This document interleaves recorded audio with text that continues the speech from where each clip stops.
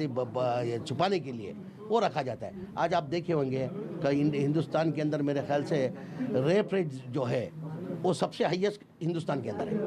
वजह क्या है? ये गोशे पर्दे में नहीं होने की वजह से। अनुमा जी, ये सुनने के बाद भी क्या तल्ख डिबेट नहीं होना चाहिए? देखिए, आपको गुस्सा आया? बयान क्यों आ रहे हैं? हाँ। बिल्कुल, मैं इस तरह की चीजों से साबका ही नहीं रखती हूँ। बहुत सीधी बात है। देखिए, ये कोई बयान अगर किसी ने दिया है तो ये हिजाब की जो कंट्रोवर्सी शुरू करवाई है उसको आप देखिए, क्या मॉरल पुलिसिंग की बात से शुरू हुई थी बात कि सिख पगड़ी ना पहने, कड़ा ना पहने। तो आपने कहा कि बासी दाल में हम लोग तड़का लगा रहे हैं, तो कांग्रेस पार्टी की भूमिका क्या है इस पूरे हिजाब प्रकरण में? कांग्रेस पार्टी का स्टैंड क्या है? आप ही बैठ के क्लियर कर दीजिए। आपके नेता की बयान तो हमने सुनवा दिया अभी। मेरे तो वो तो नेता हमारे नहीं है। देखिए, किसी का और का बयान आता है, कर्नाटका कांग्रेस के चेहरा है और आप कह रही हैं कि अब उनको ही नहीं पहचानती। सुनिए ना रीमा जी, आप मुझे बोलने नहीं देंगी तो क्या फायदा? मैं फौज में 24 साल रही, वहां पर कोई ऐसा व्यवहार नहीं करता, तो मुझे थोड़ा सा आदत नहीं है इस तरह बार बार की इतना ज्यादा टोकने की। पूरी बात तो कहने दीजिए। मेरा ये कहना है कि आइए ना हम चर्चा करते हैं कि पेट्रोल के दाम 7 मार्च से बढ़ेंगे या 10 मार्च से बढ़ेंगे। क्यों अभी पेट्रोल पे बात करें? हिजाब पे क्यों नहीं बात करें? क्यों नहीं बात करें?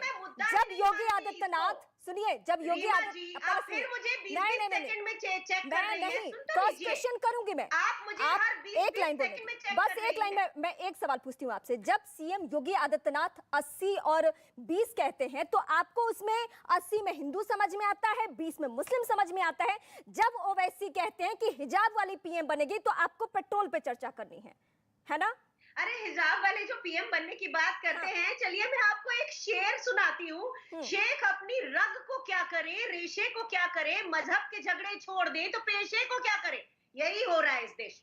समझ गई ना इसका क्या मतलब है? मैंने वही समझाया है आपको कि जो मुद्दे नहीं है उनको मुद्दे बनाना है, उन्हें मंच पे रखना है। जबकि आप सुप्रीम कोर्ट की अवहेलना कर रही है, क्योंकि सुप्रीम कोर्ट ने कहा है कि इसे राष्ट्रीय मुद्दा ना बनाए। और इसी पर चर्चा के लिए आपने आमंत्रित किया है। क्या खूब कांग्रेस पार्टी ने तरीका अपनाया है।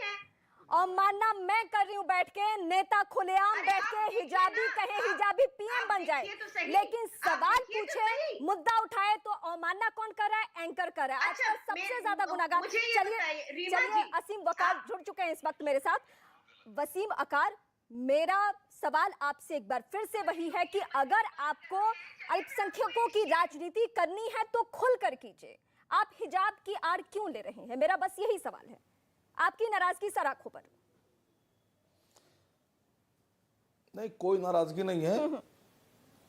थोड़ा सा संयम बरतकर एक ऐसे बात कीजिए जैसे लोग देखने वाले देखेंगे। दो शरीफ लोग बात कर रहे हैं। हाँ, बिल्कुल। देखने वाले ये ना कहें कि साहब आसिम वकार तो बहुत शरीफ आदमी है, बहुत बढ़िया आदमी है ये, ठीक है ना।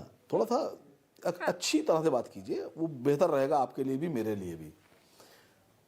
मैंने खाली इतना कहा कि जिस तरह के लोग बयानात जारी कर रहे हैं, 27 दिसंबर को ये मामला शुरू हुआ हिजाब का।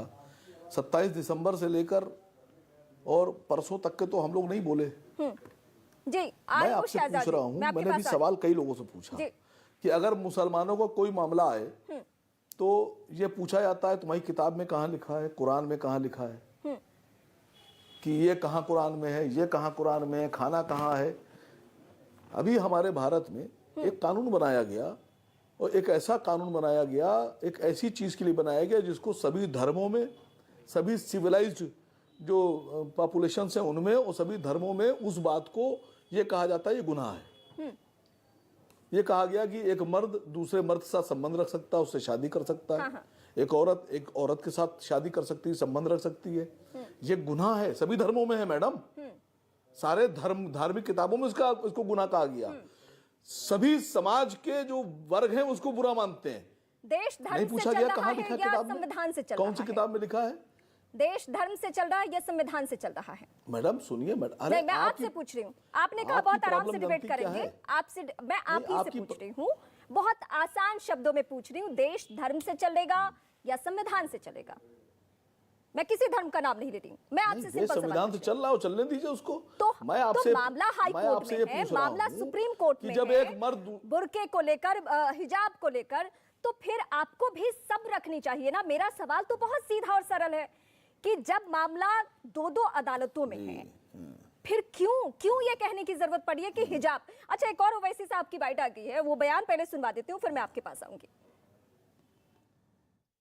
हमारे मुस्लिम अल्पसंख्यक समाज की मां और बहनों से भी अपील करूंगा कि जब आप 20 तारीख को डालने जाएंगे तो हो सके और बुर्का और निकाब पहन कर जाएं।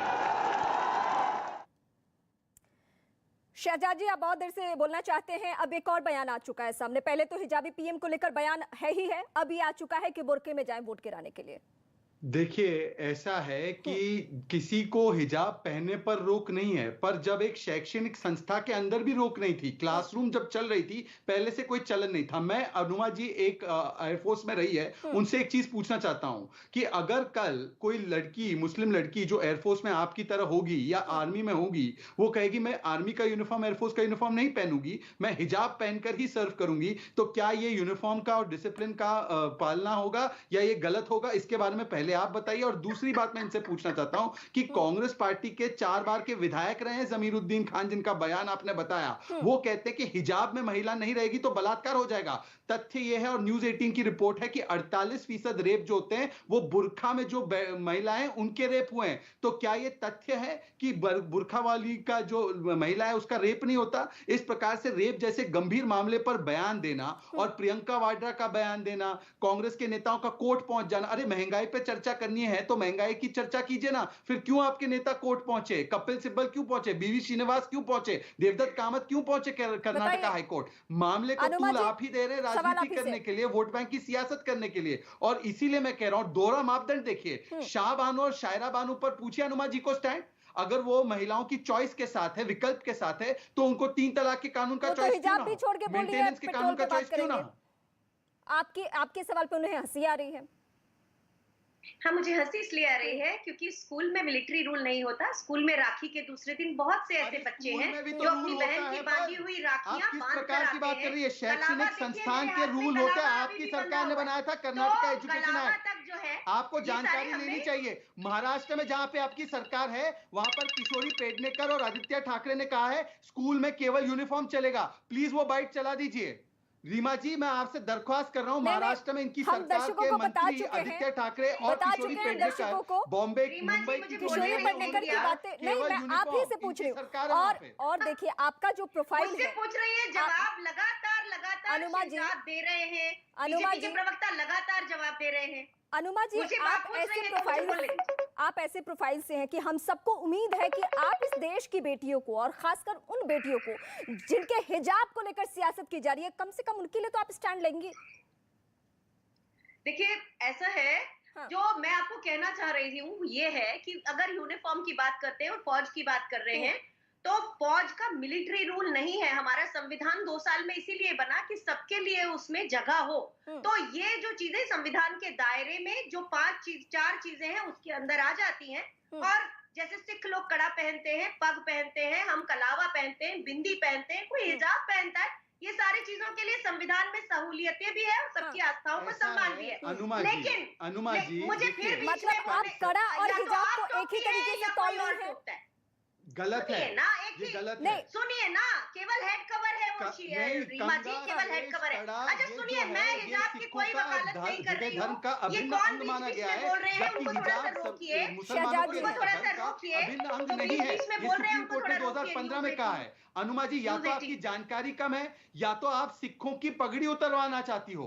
और कांग्रेस पार्टी का सिखों के विरोध में किस प्रकार का रवैया रहा है हम जानते हैं। क्या आप सिखों के पगड़ियों के खिलाफ है, जिसको सुप्रीम कोर्ट ने अभिन्न अंग माना है? खुद को शर्मिंदा ना करें, खुद को शर्मिंदा ना करें। अरे आपको खुद को शर्मिंदा करने की बात, आपको सुप्रीम कोर्ट के ऑर्डर नहीं पता है? सुप्रीम कोर्ट का 2015 का आपने ऑर्डर पढ़ा है हिजाब के बारे में? सुन लीजिए, सवाल आप मुझसे करते हैं, जवाब पूरी दुनिया देती है। जहालत रोग था जो दिल के अंदर, वही मजहब हमारा हो गया है। तो इतने संजीदा मसले पे आप शेरो शायरी पे लगी हुई है। मुझे तो बड़ी उम्मीद थी आपसे, मुझे तो बड़ी उम्मीद थी। और आपके पार्टी में तो उदाहरण भी है, शाह बानो के वक्त में एक मुस्लिम लीडर को जब लगा कि ये फैसला गलत है, तो फिर उन्होंने पार्टी छोड़ दी। मुझे आपसे उम्मीद इतनी बस थी कि आप महिलाओं के मामले पे पार्टी लाइन से अलग होकर भी थोड़ा बात करूंगी, लेकिन मैं वक्त जाया कर रही हूं। मैं शोएब जमाई के पास जाती हूं।